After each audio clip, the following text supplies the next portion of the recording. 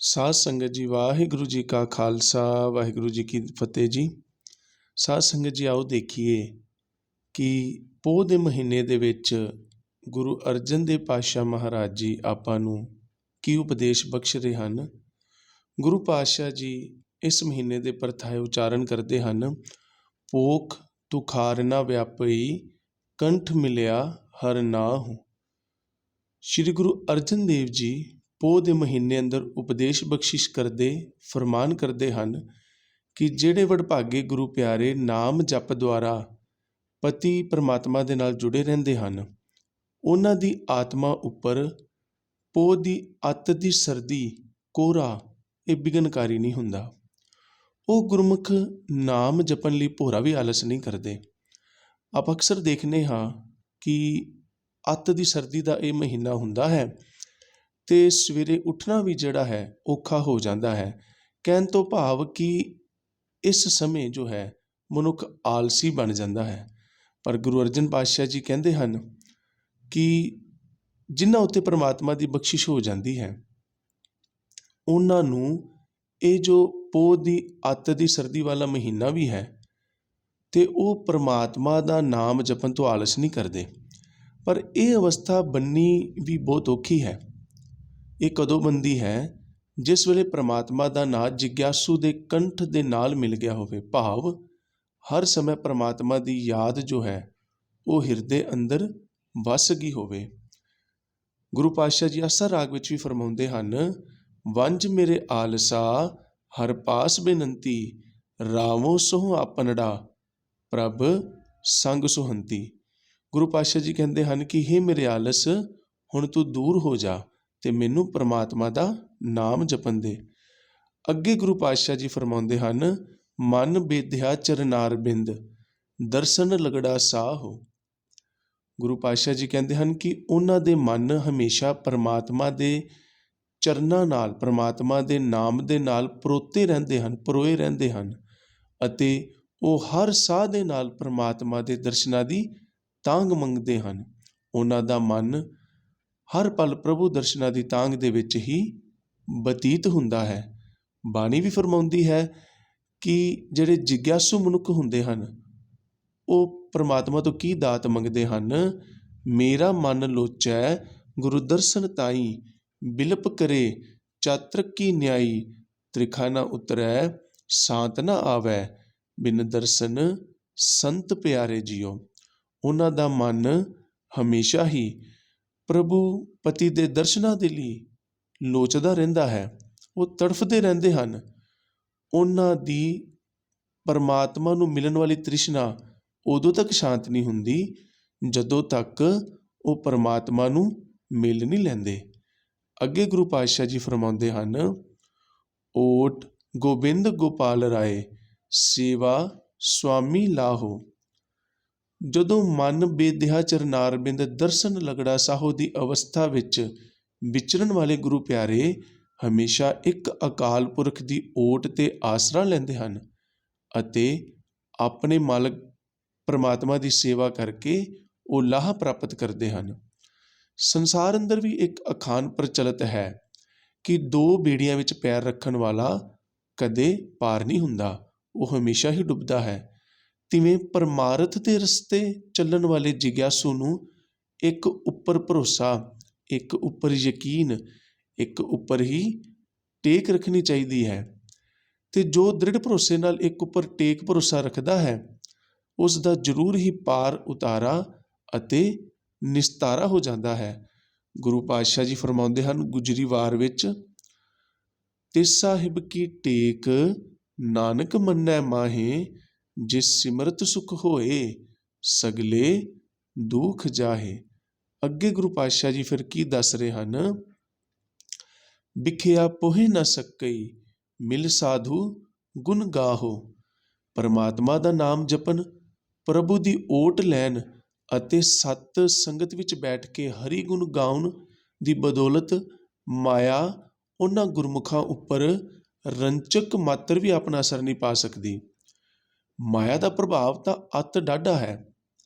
ਜਿਸ ਪਰਤਾਏ ਭਗਤ ਕਬੀਰ ਸਾਹਿਬ ਜੀ ਦਾ ਵੀ ਸ਼ਬਦ ਹੈ ਕਿ ਨਕਟੀ ਕੋ ਠਨਗਨ ਬਾੜਾੜੂ किन्है विवेकी काटी तू। रहाओ कि माया का जो ठनकार है, माया का जो शोर है, अजिहा सुंदर ते प्रभावशाली है कि मनुख माया का जल जलो वेख के बदो बद ही मोहिया जाता है। पर भगत कबीर साहब कहते हैं, कोई ऐसे विवेकी मनुख भी हैं जिन्हों ने इस माया के प्रभाव नूं कट्टिया है। तो गुरु पातशाह जी भी यही समझा रहे हैं कि ਜਿਹੜੇ परमात्मा हरि ਦੇ गुण गायन करते हैं, उन्होंने जिहड़ी विख्या है वो मोह नहीं सकती। विख रूपी जो विकारां दा जहर है वो मोह नहीं सकता। अगे गुरु पातशाह जी फरमाते हैं, जह ते उपजी तह मिली सच्ची प्रीत समाहो। हुण जदों मनुख उपर विचार किते कर्मां दे धारनी बनन नाल जदों जीव आत्मा तो माया का प्रभाव खत्म हो जाता है, तदों जीव आत्मा की सच्ची प्रीत आपने परमात्मा नाल बन जाती है। फिर तो जीव आत्मा अपने मूल नाल इस तरह अभेद हो जाती है, जिस तरह एक पानी दूसरे पानी दे विच पै के पहले पानी का ही रूप बन जाता है, क्योंकि जीव आत्मा का मूल है परमात्मा। पर अज्ञान भरम करके जीव आत्मा अपने आप नूं परमात्मा तो वखरी समझ रही है। आत्मा की वखरी होंद बन जान कारण ही आत्मा जीव आत्मा बन के अनेका जूनां दे विच भरमण करदी दुख भोग रही है। पर गुरु पातशाह जी फरमाउंदे हन, जिन सेविया मेरा हर जी ते हर हर रूप समासी। जिन्हां ने परमात्मा का सिमरना किया है, परमात्मा नूं याद किया है, वो परमात्मा का रूप ही हो जाते हैं। वो जिथों उपजते हैं उस परमात्मा दे विच वो अभेद हो जाते हैं। अगे गुरु पातशाह जी फरमाउंदे हन, कर गए लीनी पार ब्रह्म बहुड़ न विछड़िया हो। जिन्हां जिग्यासुआं नूं परमात्मा ने आप किरपा करके बाहों फड़ के संसार दे मोह चिक्कड़ चों कढ के अपना मिलाप प्रदान कर दिता है, वो फिर कदे भी परमात्मा तो विछड़ते नहीं।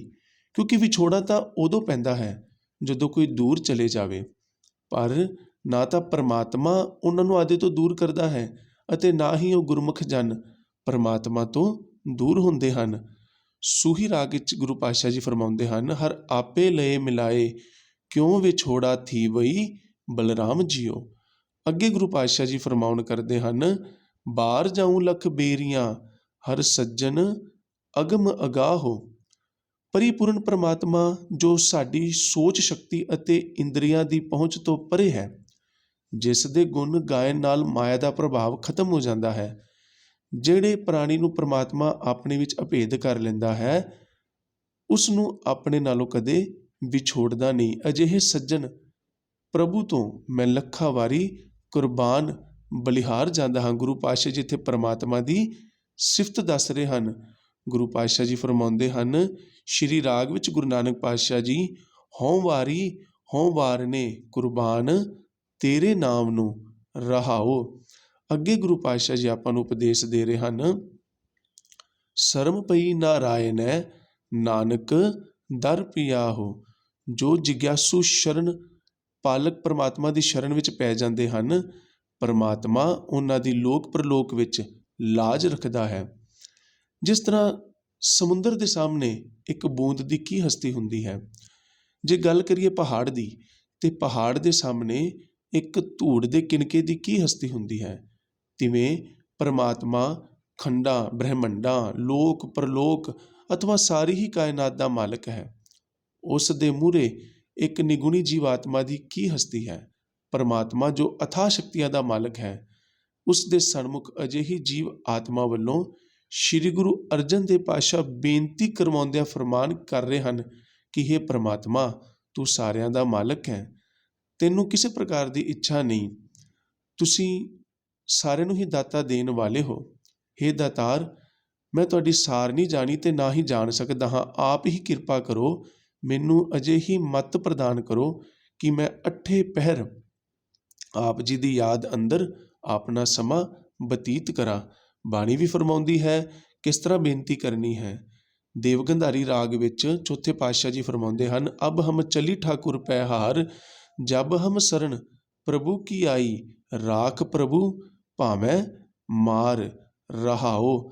ਅਖੀਰ ਦੇ ਵਿੱਚ ਗੁਰੂ ਪਾਤਸ਼ਾਹ ਜੀ ਫਰਮਾਉਂਦੇ ਹਨ, ਪੋਖ ਸੁਹੰਦਾ ਸਰਬ ਸੁਖ ਜਿਸ ਬਖਸ਼ੇ ਬੇਪਰਵਾਹੋ। ਪੋਹ ਦਾ ਮਹੀਨਾ ਜਿਸ ਵਿੱਚ ਅੱਤ ਦੀ ਸਰਦੀ ਹੈ। ਅੱਤ ਦੀ ਸਰਦੀ ਦੇ ਕਾਰਨ ਮਨੁੱਖ ਤਨ ਤੇ ਮਨ ਕਰਕੇ ਅਸ਼ਾਂਤ ਤੇ ਬੇਚੈਨ ਹੋ ਕੇ ਸਮਾਂ ਗੁਜ਼ਾਰਦਾ ਹੈ, ਪਰ ਉਹ ਮਨੁੱਖ ਨੂੰ ਇਹ ਮਹੀਨਾ ਸੋਭਨੀਕ ਤੇ ਸੁੱਖਾ ਭਰਿਆ ਬਤੀਤ ਹੁੰਦਾ ਹੈ ਜੋ ਪ੍ਰਭੂ ਬਖਸ਼ਿਸ਼ ਦਾ ਪਾਤਰ ਬਣ ਜਾਂਦਾ ਹੈ। ਬਾਣੀ ਵੀ ਫਰਮਾਉਂਦੀ ਹੈ, ਗੁਰਸਿੱਖ ਮੀਤ ਚਲੋ ਗੁਰ ਚਾਲੀ, ਜੋ ਗੁਰ ਕਹੈ ਸੋਈ ਭਲ ਮਾਨਹੁ, ਹਰ ਹਰ ਕਥਾ ਨਿਰਾਲੀ ਰਹਾਓ। ਆਓ ਗੁਰੂ ਪਾਤਸ਼ਾਹ ਜੀ ਚਰਨਾਂ ਵਿੱਚ ਅਰਦਾਸ ਕਰੀਏ ਕਿ ਕਿਤੇ ਆਪਣਾ ਮਨ ਵੀ ਉਸ ਹਰੀ ਪ੍ਰਮਾਤਮਾ ਨਾਲ ਜੁੜਿਆ ਰਵੇ ਜੀ। ਇੰਨੀਆਂ ਕੁ ਹੀ ਬੇਨਤੀਆਂ ਪ੍ਰਵਾਨ ਕਰਨੀਆਂ, ਵਿਚਾਰ ਕਰਨ ਦੌਰਾਨ ਹੋਈਆਂ ਭੁੱਲਾਂ ਚੁੱਕਾਂ ਆਪ ਬਖਸ਼ ਲੈਣੀਆਂ। ਆਓ ਰਲ ਮਿਲ ਕੇ ਫਤਿਹ ਦੀ ਸਾਂਝ ਪਾਈਏ ਜੀ। ਵਾਹਿਗੁਰੂ ਜੀ ਕਾ ਖਾਲਸਾ, ਵਾਹਿਗੁਰੂ ਜੀ ਕੀ ਫਤਿਹ।